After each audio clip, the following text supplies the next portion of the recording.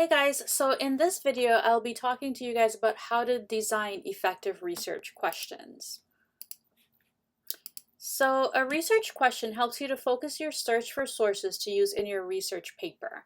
So it can be very easy for you to think, oh, I'll just write about this topic and this is the research question I'll answer without putting a lot of effort into it.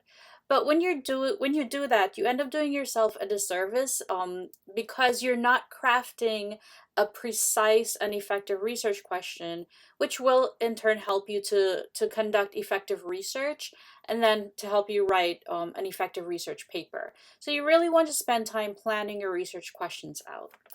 Your research question should be clear. So your reader should immediately understand the focus of your research, and you should use very specific and well-defined terms. There shouldn't be a question about what you're exploring in this paper because you have defined it very well in your research question. Your research question should also be focused, meaning it should not be too broad or too narrow, and you want to focus on a single topic. So you want to use the length requirement of your essay to help you in narrowing or broadening the scope of your question. So if you have to write an 8 to 10 page essay on this topic, you want to choose a question where you have 8 to 10 pages worth of content to write about, and you would have answered the question in 8 to 10 pages.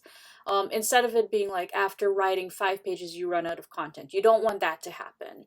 So you want to broaden up the scope, but also you don't want to have written 8 to 10 pages and you still have a whole lot more to write, or you need books and books to answer this question.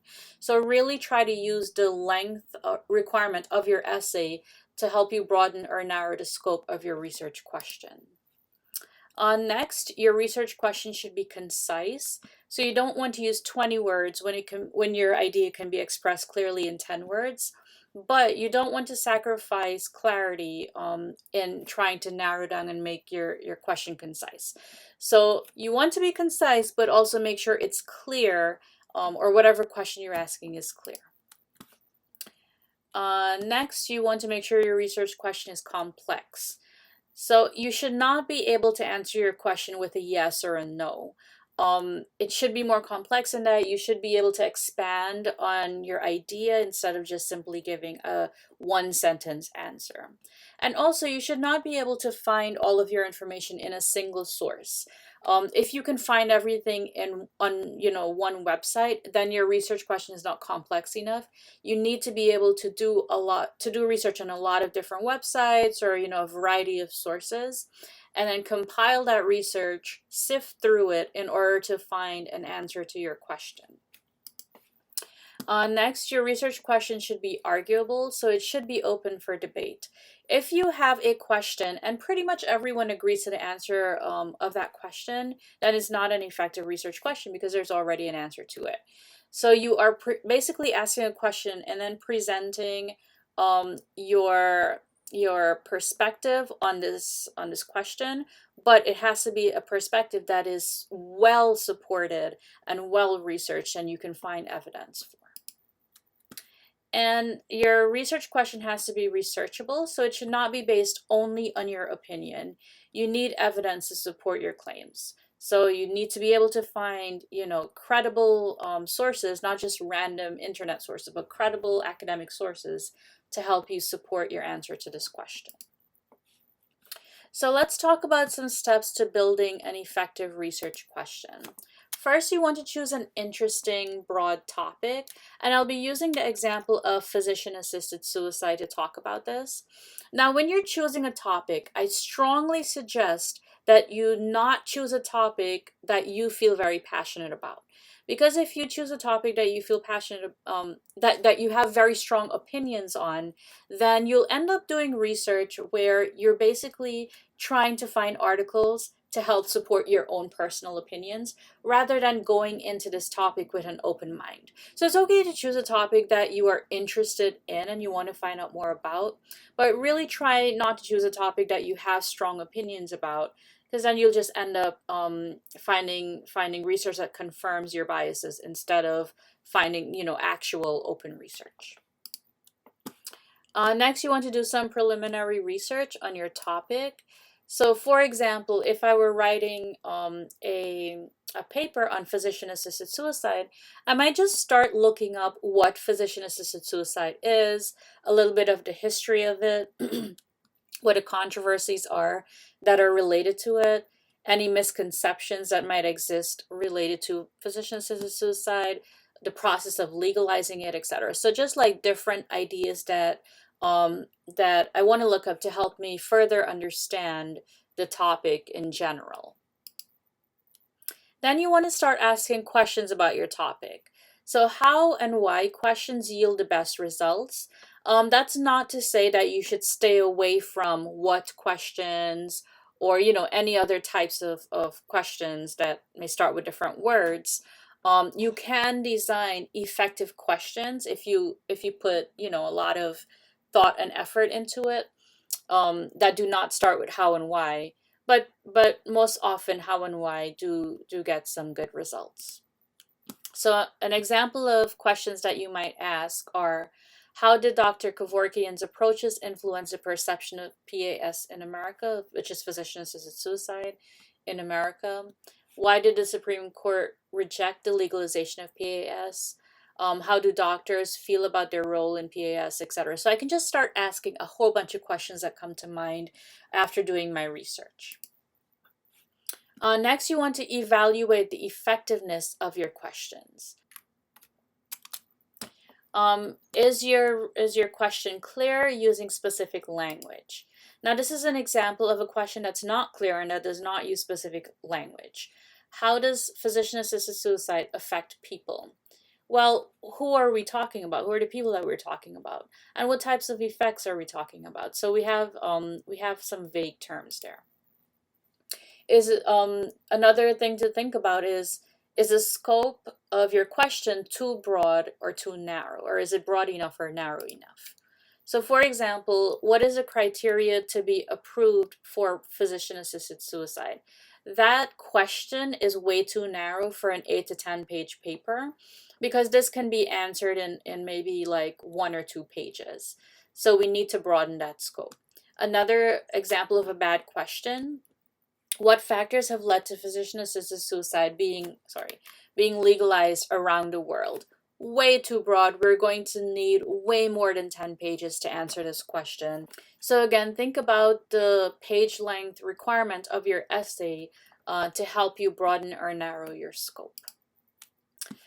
Next, does it avoid a yes or no answer? And here's an example of a bad question. Will legalizing physician-assisted suicide allow terminally ill patients to have more control over their death? So your answer to this might be yes, it will, or no, it will not. You might have a few sentences after that, but this is just it's limiting you too much. Next, is the question biased? Sorry, that's in red. So an example of a bad question: why should we reject the legalization of PAS? So this is an ineffective research question because it's assuming that we should reject the legalization of physician-assisted suicide, which will lead to biased research, where you end up looking for research to confirm that that we should reject it, instead of going into this into your research process more openly. So we don't want to have biased questions because it'll lead to biased research, which will lead to a biased paper. And then finally, is your question researchable? So for example, does God approve of physician-assisted suicide? This is a bad research question because obviously we cannot know what God thinks. Now we don't even necessarily know if God exists. There are some people who are atheists, etc. And that's getting into like a deeper conversation that I intended. But we might look at religious texts to find some indication of how that particular religion might feel about physician-assisted suicide, like what the beliefs are on it. However, again, we cannot research if God approves of physician-assisted suicide because that's impossible to know. So let's talk about these research questions. As I'm going through each one, I encourage you to pause your video and just think about the question and think about if it's effective or not, and then move on after you've thought about it to see what my what my answer is. So the first question, who is Jack Kevorkian? Is this an effective research question? What do you think? Yes or no? The answer is, it is not an effective research question because the scope is too narrow. You will just need maybe a paragraph or a page to answer this. So there's not much room for development, and it's not really something that you would research. You would find this answer in just one quick source. So it's not a researchable question, or it's not broad enough. How has the legalization of physician-assisted suicide affected terminally ill patients? What do you guys think? Yes or no? So this question works. I would say just keep in mind the length requirement of your essay. You might have to be more specific, like if you have to write a 5-page essay or something of the sort. If we're looking at how the legalization has affected terminally ill patients, this might be too broad to answer in a 5-page essay. So you might need to narrow down what type of effect we're talking about, like emotional effect, their relationships with family members or something of the sort. But just asking how it has affected might be a little too broad. But again, it depends on the length requirement of your essay. If you can write a 10 to 15-page essay, then this is something that can work for that. Next, should ill patients who are not terminal be allowed to choose physician-assisted suicide? Does this work as a research question or not? The answer is, it does not, because it's too opinionated, and it will end up being a yes or no answer. Like, yes, they should be allowed, or no, they should not be allowed. And this is just asking a little too much for your opinion. Next, why is legalizing physician-assisted suicide harmful? Does this work as a research question or not? The answer is, it does not, because it's too biased and too vague. So we're assuming that physician-assisted suicide is harmful in this question, which will again lead to biased research and lead to a biased paper. And then we have this vague word of harmful here. Harmful in what way? So that's a little too vague. So after you have crafted your research question, making sure you do everything that I just discussed, you want to create some sub-questions to help you answer your main question.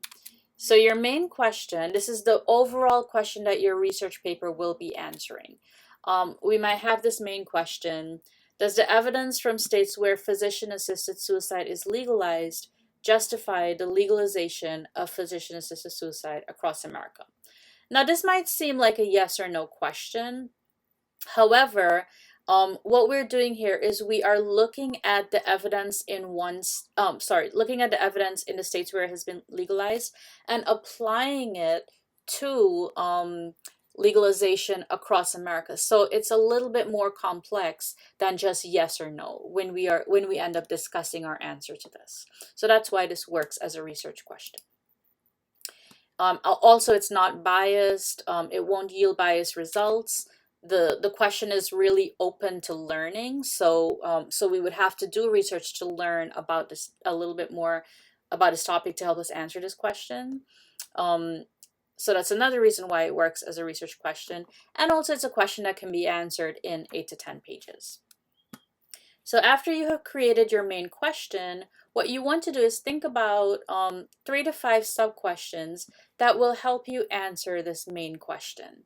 So these are some sub-questions. How has the history and legal battles of physician-assisted suicide affected its acceptance into American society? How would the legalization of physician-assisted suicide impact the doctor-patient relationship?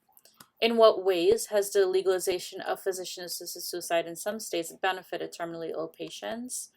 And what measures can be taken to ensure physician-assisted suicide laws do not leave vulnerable populations open to abuse? So in answering these questions, we can look at what the evidence from the states where it has been legalized, what that evidence shows, and then we can apply it to states across America and see if it's justified to legalize it. So answering these sub questions will help us to answer this main question.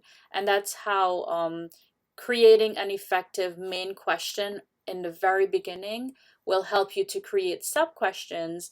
And now you can do research in your databases, etc., to help you find articles that will answer these sub questions.